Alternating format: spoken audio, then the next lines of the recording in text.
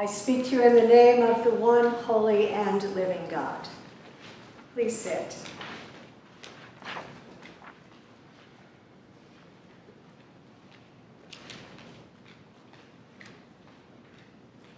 Well, truly ours is a God of surprises. God surprised Adam and Eve by showing up in the garden and exposing their ever so human vulnerability to being seduced away from God by misinformation. And God surprised Abram and Sarai by fulfilling the promise of new life, even though they were septuagenarians, and Sarai laughed at the implausible possibility. And it's hard to know. It's hard to know who was more surprised when diminutive Daniel's stone felled the giant Goliath. Apparently God of surprises, is not concerned with reason or inequity.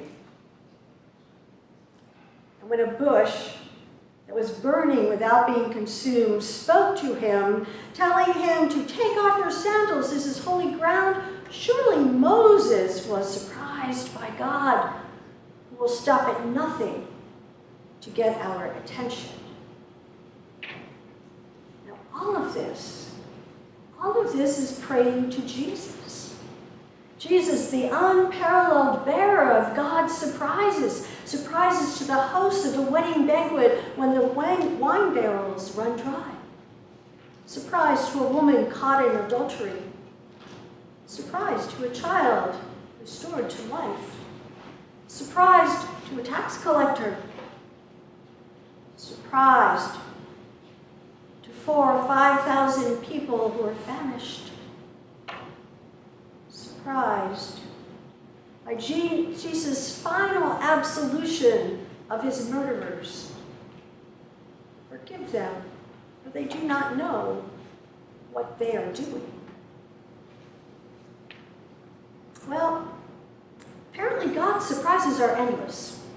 And today I want to tell you a story of a time that God showed up in my life wearing the brown skin and the baggy jeans of 3 Native American teenagers, some 20 plus years ago. It was during one of my several career incarnations. I was a consultant with a program that was an alternative to incarceration for adjudicated Native American individuals between the ages of 13 and 22. And from time to time, I would invite several of them to my office just to check in with them, find out how the program was going. And when things were going well, or sometimes when there was a particular challenge for someone, I would ask them to walk with me in the arroyo. Now remember, this was in New Mexico, and dry riverbeds in New Mexico are arroyos, unlike dry riverbeds here, which are washes. I have yet to figure out what the difference is, except the word. In any case, I would ask these young people, and this particular day, 3 of them, to walk with me from my office down the arroyo to a downtown convenience store, where I'd buy them a treat. They'd, pick out a soft drink and some kind of snack. And on this particular day, it was a really positive day because we were anticipating the graduation of one of the 3 young men in my office. So as we walked along in the arroyo, there was a lot of laughing and teasing and joking and telling stories. And you remember the time we did da-da-da-da, and laughing. And it was just wonderful. But leaving the convenience store, it was like this huge thunder cloud just settled down darkly over us, and everything was changed. All 3 residents were what they called talking shit. They were sullen, they were looking down at the dirt, kicking the dirt, and grumbling and sneering at me. And pretty soon I stopped and I said, God, what is going on with you? Nothing. Don't tell me nothing. Something's going on. It's as if something got into your skin. Some demon is in there pulling your strings. What is going on? We're not moving another step until you tell me what's going on. So one of them offers, it's that guy, that dude, that dude and his manager, they were mad dogging us. What? They followed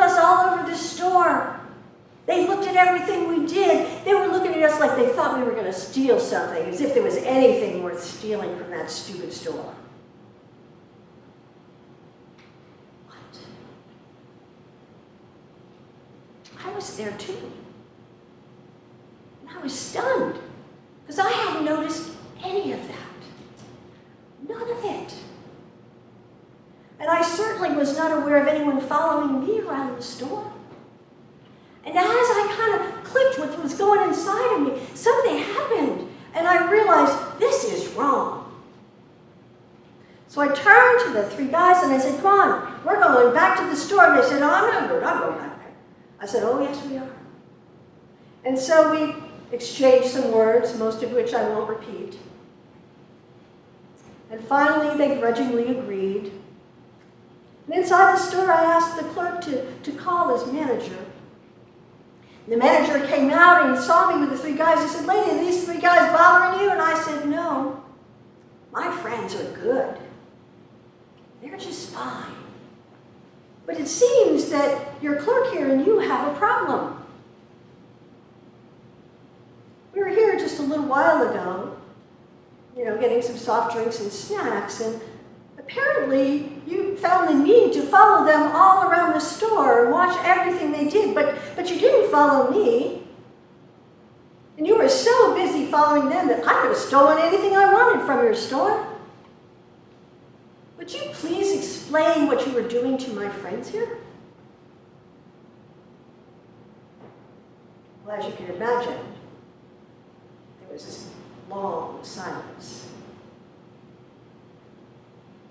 Finally, the manager sort of muttered, well, kids these days and trouble and out here. I said, I leaned into him and looked into his eyes. So my friends here are good. They are very good. And you don't have to worry about us coming back into your store, because none of us will ever darken your doorway again. And I turned to the guys and said, come on, let's go. We walked out into the parking lot, and they stood there. And they looked at me, and I looked at them, and we were just all kind of shocked by what had just transpired.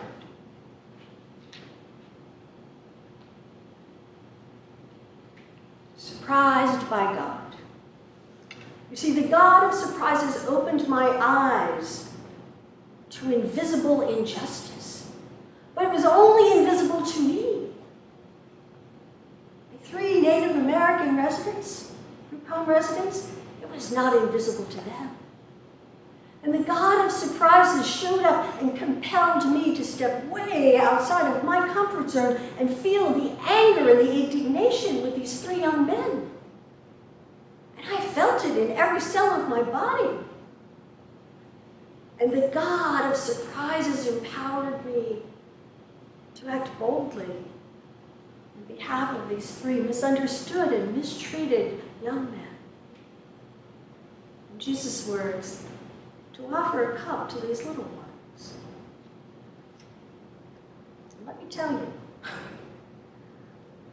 all that transpired was completely spontaneous and just contrary to my preference and inclination not to instigate confrontation.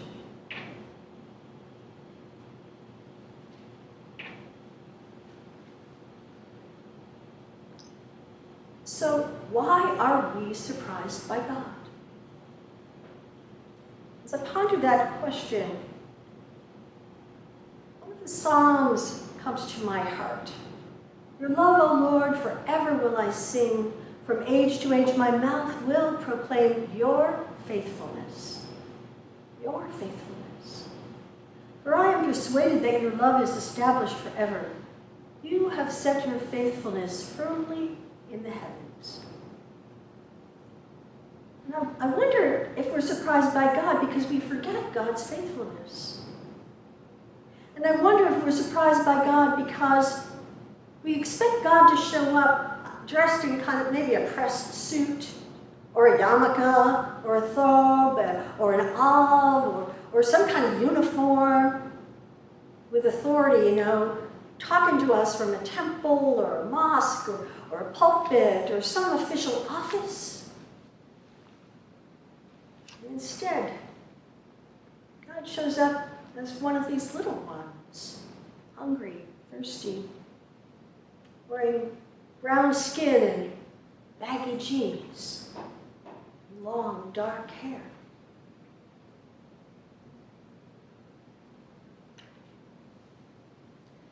In her classic Discourse on Racism and White Privilege, Peggy McIntosh writes, "Anti-racism examines the power imbalances between racialized people and non-racialized or white people.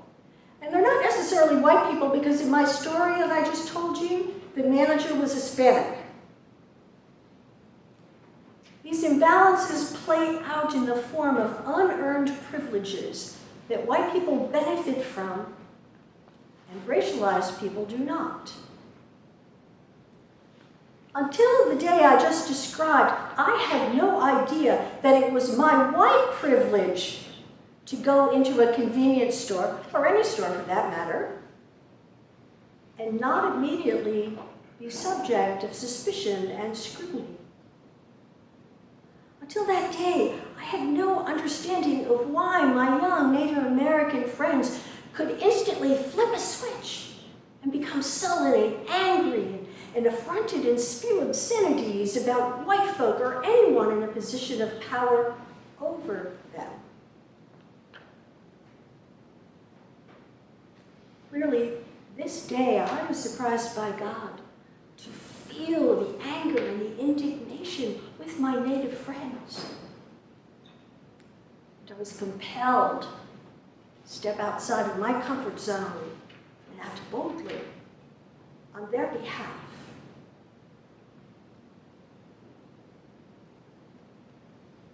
So let me ask you, you are the people of God. What skin, what suit, what uniform or costume is God of surprises wearing in your story? Who are the little ones? The needs of which little ones compel you to step outside your comfort zone, to feel with them, be compelled to take surprisingly bold action on their behalf?